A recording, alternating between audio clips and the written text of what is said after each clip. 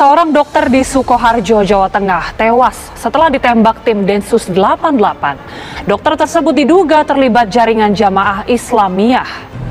Selaku anggota organisasi teroris JI, kemudian yang bersangkutan juga pernah menjabat sebagai Amir Hikmat, kemudian juga jabatannya adalah Deputi Dakwah dan Informasi. Kita tentu melihat peristiwa ini satu peristiwa yang bisa pro dan kontra. Kenapa? Saya sebagai orang yang kenal sejak lama, sangat tidak percaya dengan apa yang dituduhkan adalah seorang teroris. Karena tuduhan ini adalah tuduhan yang sangat berat. Apalagi dikenakan dengan Undang-Undang Nomor 5 Tahun 2018 tentang pemberantasan terorisme. Dan saya tahu banyak membela kepentingan masyarakat yang memerlukan bantuan hukum melalui LBH, Lembaga Bantuan Hukum, dan pernah juga di YLBHI, Yayasan Lembaga Bantuan Hukum, serta di dalam perkenalan dan pergaulan pribadi saya kira dengan banyak kawan-kawan jauh dari apa yang digambarkan maupun dituduhkan sebagai seorang teroris. Menurut saya Densus 88 seharusnya kan tidak bertindak dalam tanda kutip ya. Kalau menurut saya masih hitungan ya agak sembrono gitu ya, yang melakukan pencegatan terhadap Dr. Sunardi itu di jalan umum. Karena menurut perhitungan saya orang awam, itu masih bisa dilakukan surveillance ya. Istilahnya itu penguntitan dulu Mas ya. Ya, jadi kemudian nanti kan bisa ditangkap pada tempat yang lebih aman, ya tidak membahayakan pengguna jalan lain kan itu kan. Kenapa harus ditembak ya hingga terbunuh itu loh maksud saya itu. Nah kemudian saya juga patut bertanya sampai sejauh mana ada keadaan yang memaksa untuk melakukan kekerasan yang konon dinyatakan terukur itu. Baik. Nah karena aturannya itu kan ketika perlawanan itu ada, itu harus dilakukan seimbang Mas. Jadi ya kode-kode orang bersenjata gitu loh ya, ada senjata api atau mungkin pakai senjata apa yang betul-betul itu sudah membahayakan dan petugas tidak mungkin untuk menghindar gitu loh.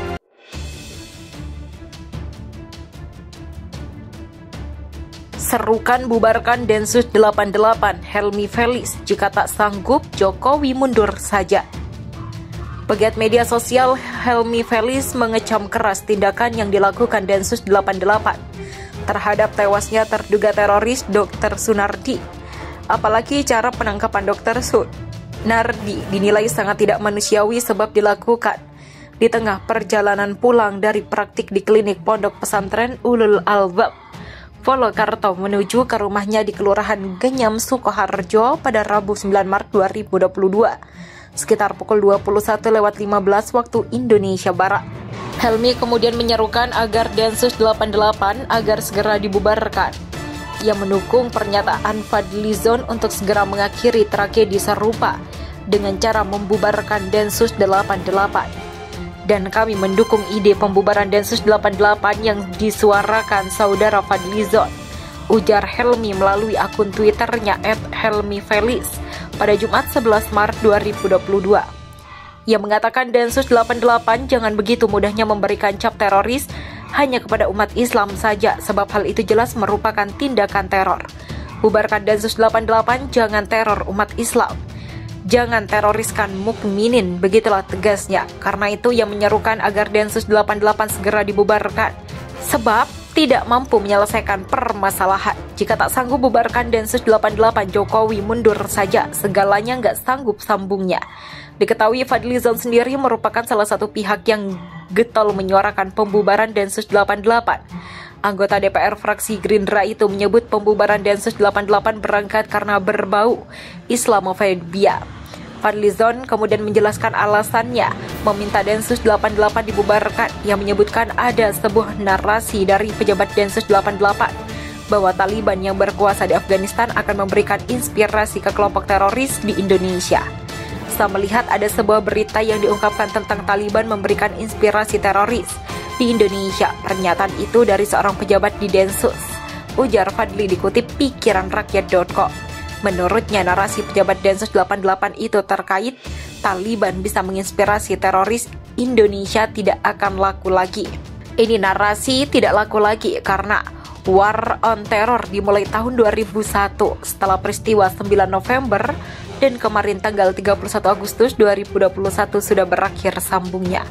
Profesor Zubairi Jorban mengomentari tewasnya Dr. Sunardi yang ditembak mati oleh Densus 88. Nama Dr. Sunardi mendadak viral dan menjadi perbincangan di kalangan publik usai dirinya ditembak mati oleh Detasemen Khusus atau Densus 88. Dr. Sunardi ditembak mati saat sedang dalam upaya penangkapan oleh Densus 88 pada Rabu 10 Maret 2022. Sang dokter merupakan terduga teroris yang menjadi target penangkapan Densus 88.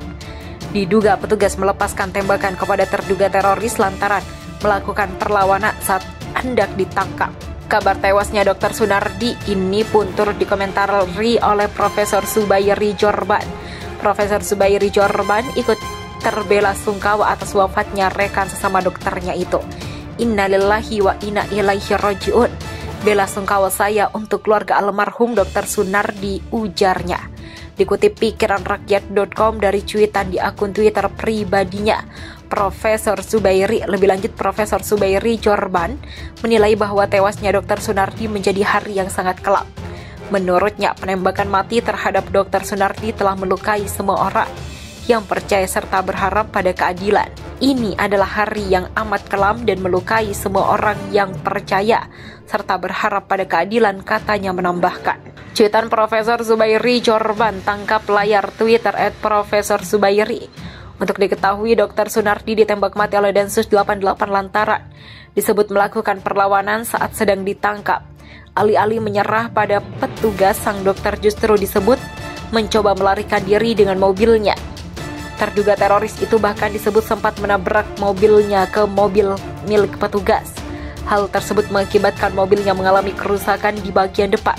Tak sampai di situ, mobil Dr. Sunardi tetap tak berhenti meski telah diperingati oleh petugas. Hingga akhirnya ia dikabarkan sempat menabrak mobil yang melintas di depannya. Karena dianggap membahayakan, petugas akhirnya memutuskan untuk melepaskan tembakan ke punggung atas dan pinggul kanan bawah. Dr. Sunardi pun dinyatakan meninggal dunia usai sempat dilarikan ke rumah sakit.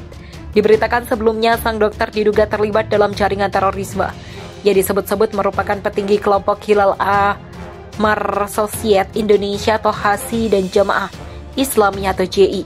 Detasemen Khusus atau 88 anti teror Mabes Polri menembak terduga teroris berinisial S 54 tahun di Kecamatan Bendosari, Sukoharjo, Provinsi Jawa Tengah atau Jateng. Pada Rabu 9 Maret 2022 malam, S diketahui berprofesi sebagai dokter serta membuka praktik di rumahnya. Proses penangkapan S pun terbilang dramatis, mirip di film action. Sempat terjadi kejar-kejaran antara mobil petugas dengan terduga teroris. Hingga mobil Mitsubishi Strada warna silver yang diduga dikendarai S menabrak tembok depan rumah warga milik Dwi Puji 35 tahun. Kejadian itu terjadi di Jalan Bekonang Sukoharjo, Cendana Baru, Sugian Sukoharjo. Puing-puing bebatuan masih dibiarkan. Sempat dilaporkan ada suara tembakan, namun tidak terlihat ada bekas penembakan atau tembok hingga bebatuan yang memiliki bekas tembakan. Dwi mengatakan pihak kepolisian telah memberitahunya bahwa proses perbaikan terhadap tembok depan rumahnya menjadi tanggung jawab dari Polres Sukoharjo. Terduga teroris berinisial S 54 tahun diketahui warga Desa Gayam, Kecamatan Kabupaten Sukoharjo, Jawa Tengah. S ditangkap saat berada di Jalan Kampung Duku Cendono, Desa Sugihan, Kecamatan Bendosari, Kabupaten Sukoharjo, Jawa Tengah. Pada Rabu 9 Maret sekitar pukul 21:18 waktu Indonesia Barat. Kanit Humas Polda Jateng Kombes Pol Muhammad Iqbal Al-Kudusi membenarkan adanya upaya penangkapan terduga teroris itu. Kepada Tribun Network, peristiwa itu terjadi di sekitar Bendosari, Kabupaten Sukoharjo, yang dilaksanakan oleh tim Densus 88 pada hari Rabu 9 Maret 2022 sekitar pukul 21:00 waktu Indonesia Barat. Dari keterangan Polda Jateng, terduga teroris yang belum diungkap identitasnya itu meninggal dunia karena tindakan tegas dan terukur.